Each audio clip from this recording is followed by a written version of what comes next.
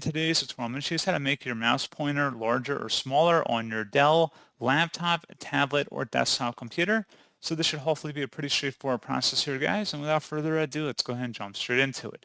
So all you have to do is open up the search menu, and you want to type in settings. Best result should come back with settings. Go ahead and select that.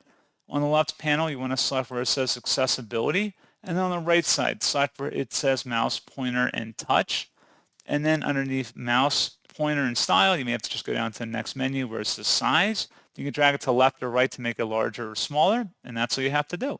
So pretty straightforward process on that, guys. And as always, thank you for watching. I do hope that was able to help you out, and I do look forward to catching you all in the next tutorial. Goodbye.